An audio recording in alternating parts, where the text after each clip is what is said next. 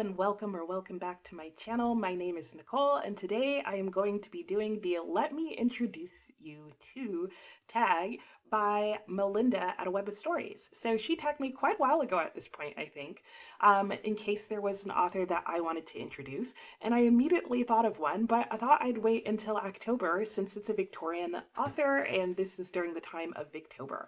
So today I am going to introduce you to Wilkie Collins, which kind of sounds funny for me to say because I feel like if you're into Victorian literature, you probably know Wilkie Collins, but I don't know, maybe you're not, and maybe you haven't read anything by Wilkie Collins. So here's a quick introduction to the author and my thoughts on some of his books and just some general information. And also in the description box below, I will include a link to a website that is all about Wilkie Collins where you can learn even more about him. But I love this tag that Melinda created. It's not sort of your traditional book tag, but I think it does a really good job on helping anyone who would want to kind of walk through talking about an author that they like or love or just want more people to read.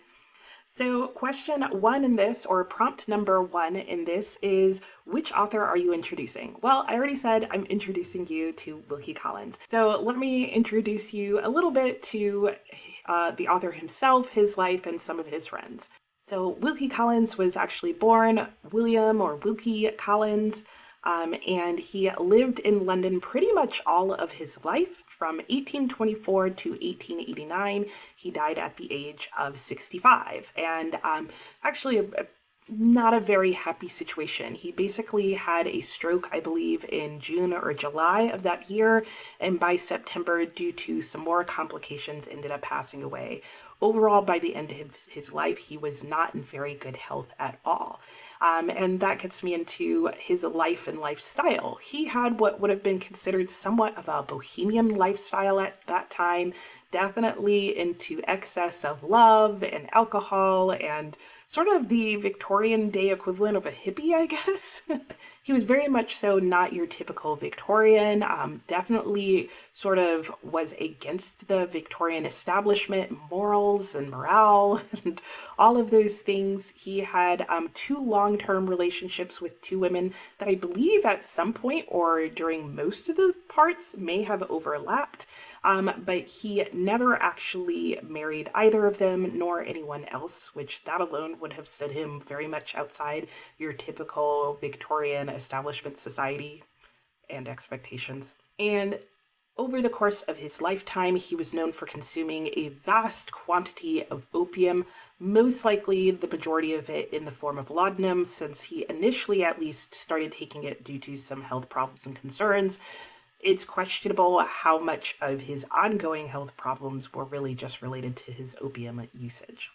In regards to his friends, he was very much a part of the author, writing, and music and artist community and very well known throughout. He knew a lot of the well-known playwrights and authors at the time. Some were friends, some were not. I feel like he's most known for being very close to some extent with Charles Dickens. They definitely had a friendship, knew each other very well, and collaborated on quite a few works. He also had quite a few of his works serialized and published in the different periodicals that were overseen and edited by Charles Dickens. Charles Dickens helped him with editing some of his work. One of his books, I believe, he wrote while traveling Europe with Charles Dickens. They wrote a play together, so they were collabing a lot, even if not literally on the same project, often giving feedback on each other's works. And I do think you see the influence of each of them on each other's writings, even though their writing styles are very different. I think because of all of his own personal friendships and lifestyles, I think two reoccurring themes come up in his books quite frequently. That would be his own morality and beliefs, and you can see a lot of his thoughts about being sort of anti-Victorian establishment and ideas and problems coming up in his writing just based on the themes and the settings and the occurrences throughout the books. And I would say he's also very aware of social injustices going on at the time, particularly in and around London, as that is also a major feature in his writing. Number 2 is what types of books or genres of books does this author write? And I would say there are 2 that he's most well known for. One would be detective fiction, even though he did not necessarily write a lot of detective fiction. One of his most well-known works, The Moonstone, is considered by some to be the first detective novel, in that it was the first novel to feature prominently a detective as a major character in the book, certainly in the way he did it. And definitely The Moonstone is considered to have influenced a lot of other writers and writings, especially in terms of the mystery detective genre. So I think a good example would be Sherlock Holmes. To give you an idea of time span, The Moonstone was written in 1868, and the first book of Sherlock Holmes was published in 1887. So you can see that they were pretty well close together, but The Moonstone did come first. The other genre that Wilkie Collins is, I think, better known for is what was considered the sensation genre. This was very popular in the 1860s, and Wilkie Collins is basically considered to be the one who brought it to popularity, if you will say, particularly in his also well-known and loved book, The Woman in White. The sensation genre is characterized by a couple of things, mainly that it starts out set in usually happy domestic life, but it's more the focus on it taking place in domestic life in England, where at the time of Victorian society, it was usually found in books where there was a lot of strife and drama, were often placed overseas. So I think of like Villette by Charlotte Bronte, or even Jane Eyre by Charlotte Bronte, which are very dark, mysterious stories, but they're often placed in sort of other places where these dark things have. Whereas in the sensation genre, it was always given that all this strife and drama and going against the grain of what is normal and okay in society was almost always happening right there in your happy English home. I think the part that draws people most to sensation genres, however, is the high level of drama and suspense and ongoing mystery that, interestingly enough, does not usually have a central detective character included in it. In most sensation books, especially those by Wilkie Collins, you can expect to find some sort of mystery going on, likely madness, definitely a high level of deviance from Victorian morals. And I would basically say that the sensation genre, in a lot of ways, is sort of a precursor, one, to pulp fiction and just any genre of writing that is consumed almost for the entertainment value of it, though certainly at the time of the Victorians, it would have been a very much guilty pleasure read. But even more so, I would say it is a precursor to the modern day domestic thriller. So if you are someone who maybe doesn't read a lot of classic novels, but you like domestic thrillers, then you very well may like Wilkie Collins' sensation novels, or anything in the sensation genre in general. So I would say the vast majority of Wilkie Collins' books flirt back and forth between either being in the sensation genre or a detective novel, or at the very least, they're very sensational and contain a lot of mysterious elements. Other examples of sensation novels, because this genre, again, became very popular during the time of Wilkie Collins as well as afterwards. You may have heard some of the following books, which are also sensation novels. That would include Lady Audley's Secret. Dr. Jekyll and Mr. Hyde, if you didn't know, could actually be considered part of the sensation genre. The Mystery of Edwin Drood, A Long Fatal Love Chase, surprised by the much beloved Louisa May Alcott, and many more. Again, if you bring it all the way up to modern day, I would argue that most domestic thrillers at least have their roots based in Wilkie Collins's writing. And finally, the question that everybody always wants to know is where to start with any author, really. And I have two recommendations for where to start with Wilkie Collins. One hits more on his sort of domestic thriller featuring a female protagonist. The other one leans a little bit more towards his detective side. It's not with a detective, but just towards the mysterious plot that he tends to have in some of his books, like The Woman in White. So in both these cases, overall, I always recommend starting with the shorter book. It's a good way to jump in and see if you like an author, get a sense of their writing style, a feel for their plot of their books before going into a longer work. Though we all know, or at least most of us should know at this point, I love a big book. Anyway, my first recommendation would be Miss or Mrs. I feel like this is a really boring title for a book, but it was a really great book. This is definitely a sensation novel. You start with a nice, happy domestic life, and everything explodes and blows up from there.